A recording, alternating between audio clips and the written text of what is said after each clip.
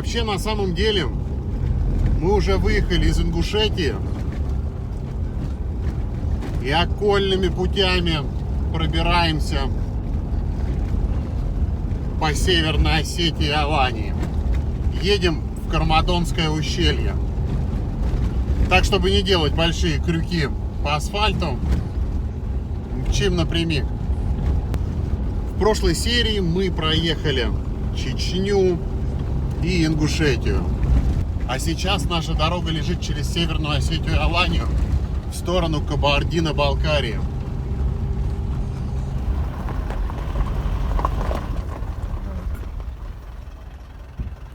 Вот оттуда мы приехали. Ну что, как вам видончик? Сегодня заночуем тут. Завтра утром должен быть шикарнейший вид. Зайчонок, что у нас сегодня на ужин? У нас же сегодня праздник. Мы приехали второй раз подряд не в ночи. Да. Поэтому у нас будет овощной рагу с тушеночкой. Вообще здесь с другой стороны какое-то, похоже, стрельбище. Но мы очень надеемся, что ночью никто не приедет стрелять.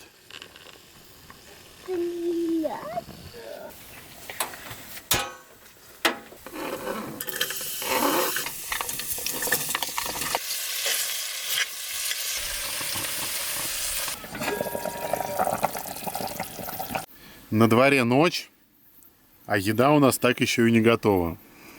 А значит, пришло время дагестанского коньячка.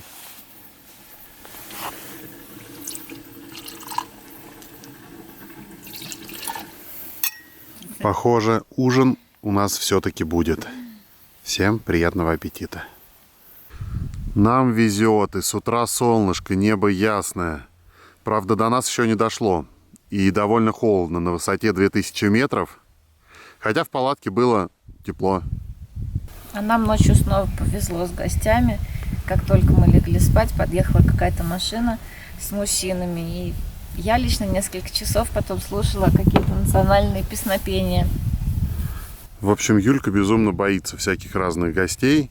Хотя они встали довольно далеко. Но Юлька долго не могла заснуть. Да?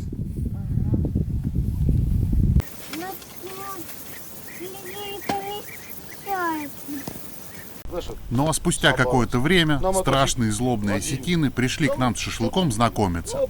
Мы пообщались, обсудили путешествия, жизнь в регионе. И, пожалуй, для Юли это было самым лучшим примером поговорки «У страха глаза велики».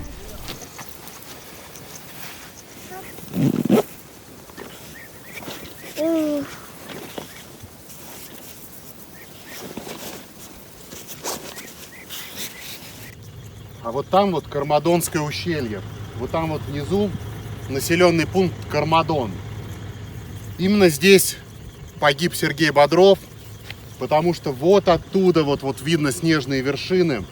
Сошел ледник и прошелся по всему ущелью. Вот там вот видны даже остатки, вот молодые деревья. Это они выросли уже на той вот массе, которая сошла. Вот те вот камни.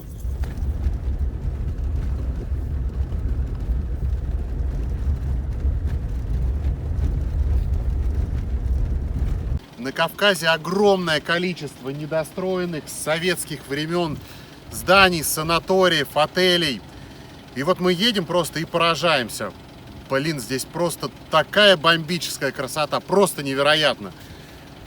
Какие нафиг Европы, какие нафиг там Альпы, там еще что-то. У нас же все это есть.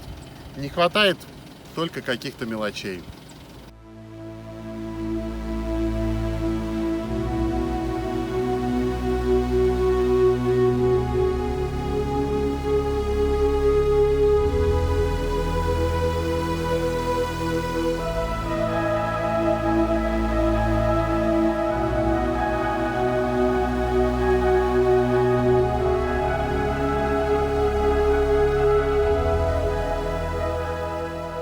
Нам сказали, что где-то здесь можно получить пропуска на Медограбинские водопады, чтобы, ну, как-то туда-сюда не ездить. Вот пытаемся найти это место. Мы вон там ночевали сегодня. Пока мы путешествуем по Северному Кавказу, здесь, наверное, в самом расцвете своего поспевания облепиха, куда ни заедем, здесь просто очень много всякой разной, оранжевой, желтой. Да. На, пробуй.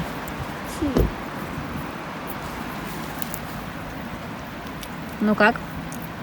Вкусная. Мне тоже кажется вкусная. Мы подъехали к некрополю, или как его называют, город мертвых Даргавс. Здесь находится более 90 могильников. В одном могильнике могло находиться до 100 тел умерших.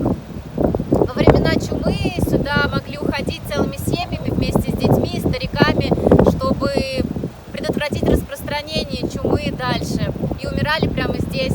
Можно пройти наверх, походить между склепами, заглянуть внутрь, но как-то нам кажется это не совсем корректным по отношению к умершим. Поэтому мы предпочли посмотреть со стороны и полетать на дроне.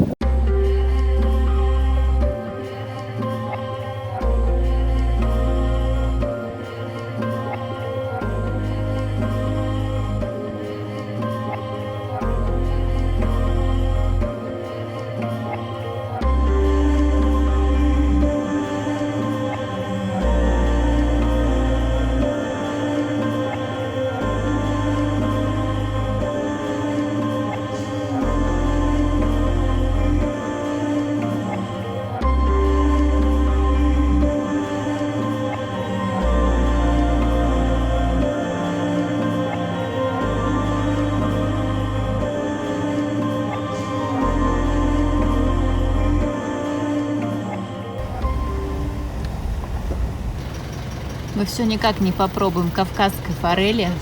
И вот в Даргавсе увидели магазин. Взял карпа. Такой вот он, маринованный. О! В общем, не знаю, видно, не видно. Вечером, наверное, сделаем. Единственное, что сказали, лучше на огне. Но огня у нас нету, на сковородочке. Единственное, что нужно его подольше, поменьше масла, чтобы жирок вытапливался. Большинство дорожек Кавказа — это как раз вот такие вот каменистые грунтовки. И как же хорошо, что мы все-таки перед поездкой поменяли подвеску на австралийскую Оми.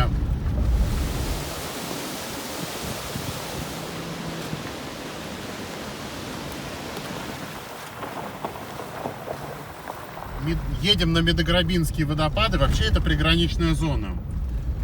Но на посту что-то никого нет, и все просто объезжают его. Через 4 километра.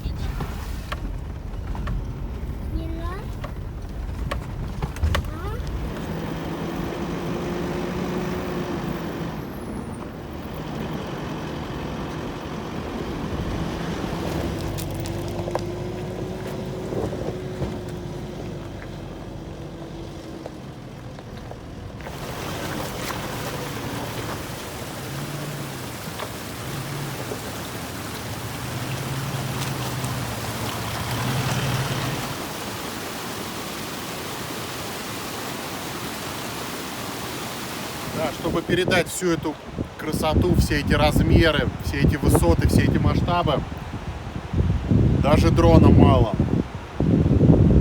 Поднял его на высоту 500 метров. И вот сейчас спускаю, батарейки уже меньше 30%. Да и водопад гораздо выше. Поэтому сейчас с фотика будем снимать.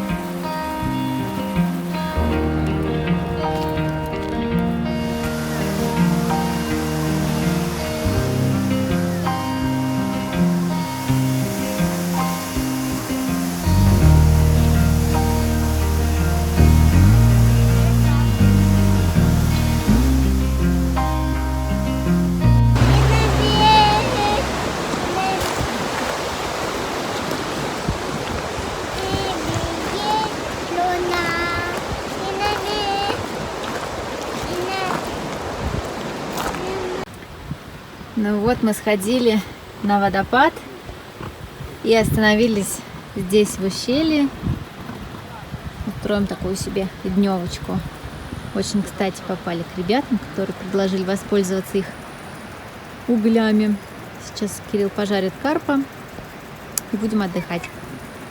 Мы приехали, купили же мы рыбку для мангала, подъехали на озеро, спросили у ребят, не против, если мы постоим рядом. Они говорят, да, конечно, а у нас вот мангал с углями, вам ничего не нужно. Мы такие, да, как бы, ну, да, не знаем, там у нас решетки нет. Они, да и вот и решетка. И вы видите, какое совпадение. В общем, постояли, поболтали, познакомились. Теперь еще и вкусные рыбки съедим. Да. Да мы так поехали в Абраудерсон, там были хабар.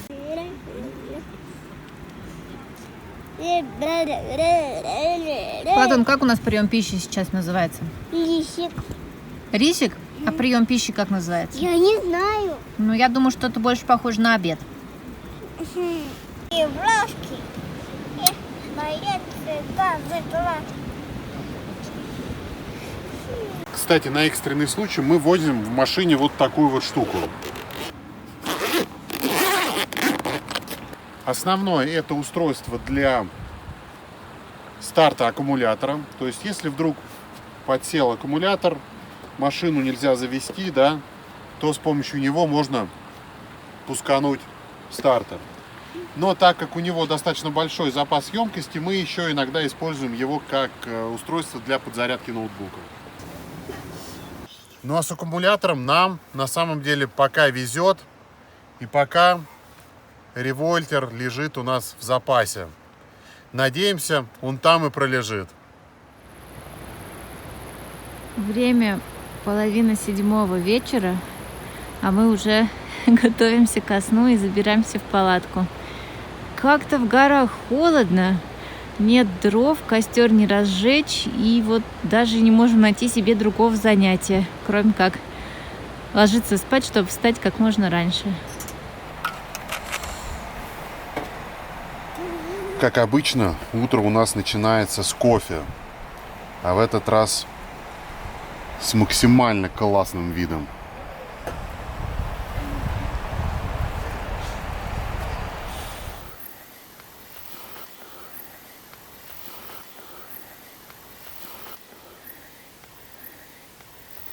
Ох, чуть-чуть замирает прям сердечко, когда туда... Платошка, не подходи близко. А вот там вот внизу, верхний Феогдон, нам сказали, что там самые вкусные осетинские пироги.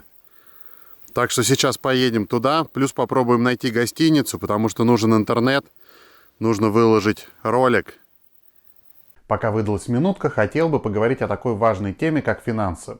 В нашей стране считается, что лучшая защита от инфляции – это вложение в доллары, в квартиры или, что еще хуже, покупка нового автомобиля. Инвестиции большинством граждан расцениваются как что-то сложное и невероятное. Хотя, например, в той же Европе инвестируют больше половины населения. Причем это делают как студенты, так и пенсионеры. Мы часто задаемся вопросом, на что путешествовать, на что жить, когда наступит пенсия. И грамотные инвестиции – это ответ на данный вопрос. Например, если вы будете ежемесячно откладывать по 4-5 тысяч рублей, то буквально через 10 лет у вас уже накопится 1 миллион. А о том, как правильно инвестировать, какие инструменты использовать, вас научат в школе финансовой грамотности Финра. Речь не идет о трейдинге или каких-то космических доходах под 200% ежемесячно.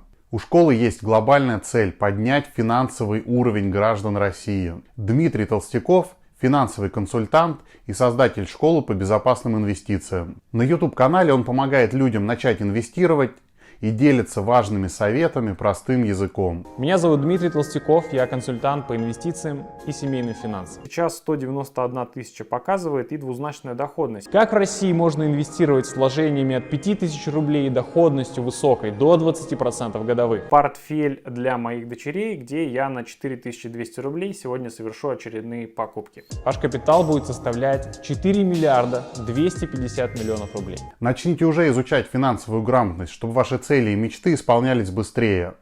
И вы смогли обеспечить себе достойную старость, а детям достойное будущее. Еще больше о школе вы сможете узнать по ссылке, которую я оставлю в описании. Пытаемся снять квартиру в Верхнем Феогдоне. Несколько гостиниц обзвонили. Все занято. Выходные. Хотя вроде бы и не сезон, наверное, уже. Но вот оказывается, вот так вот. Прошло, наверное, минут 40. Мы все еще ищем квартиру. Ну вот нам удалось найти всего лишь одну свободную на сегодня квартиру в Верхнем Феогдоне.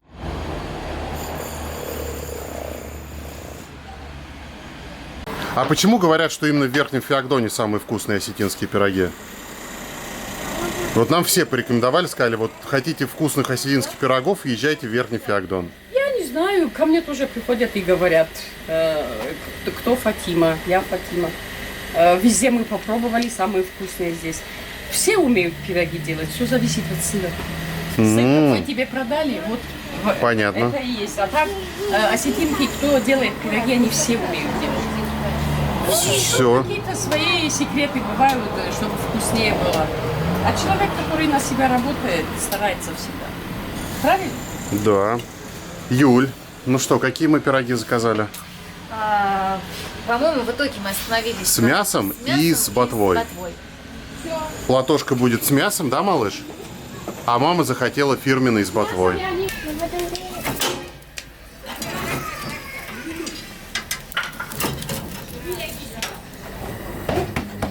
Юль, я сейчас запишу, и будешь мне дома такие же делать.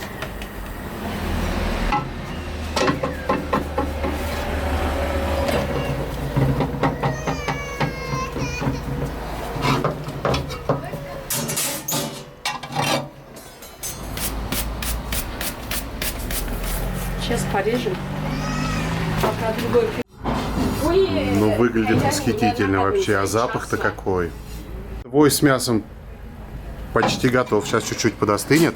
Проголодался? Да.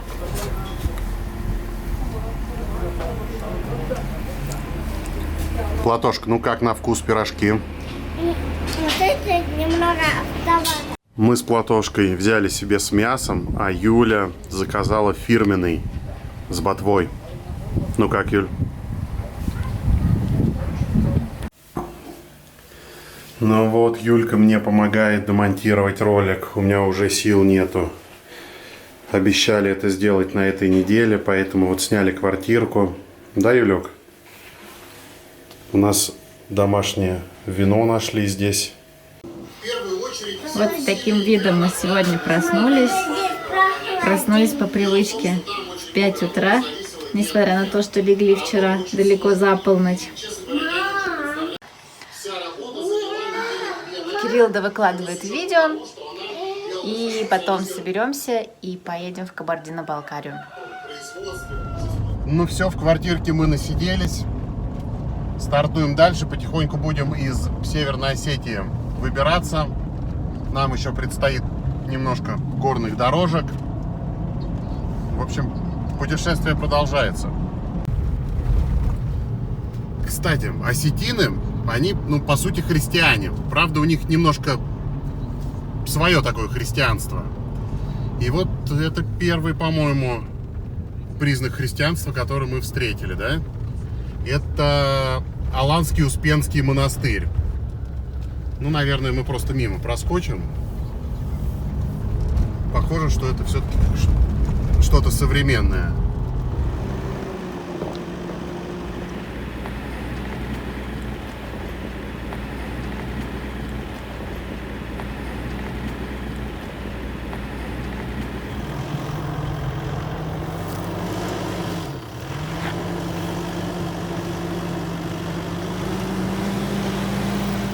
Путешествуя по Северному Кавказу не первый день, уже, наверное, можно подумать, что да, можно ко всему привыкнуть. Ну да, 4000-ники. Ну да, вот сейчас мы стоим на 2300. Вроде бы, ну что такого? По этим же дорогам ездят местные просто так.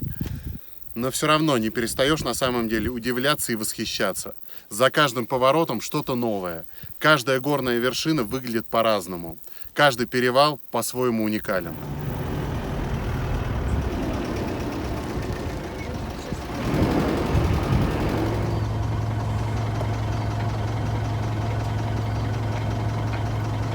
ежедневные танцы с коптером.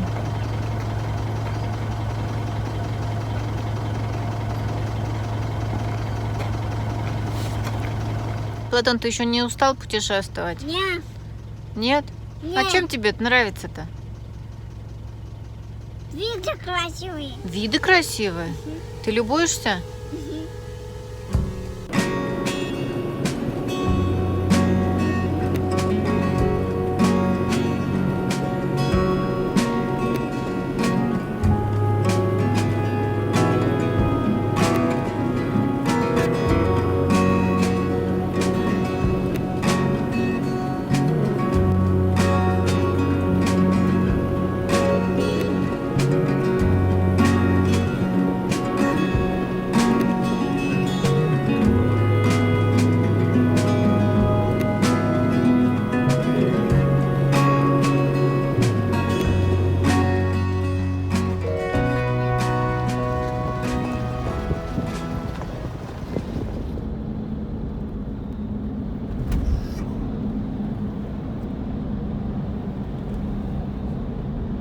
Пещера, да, в скале какая.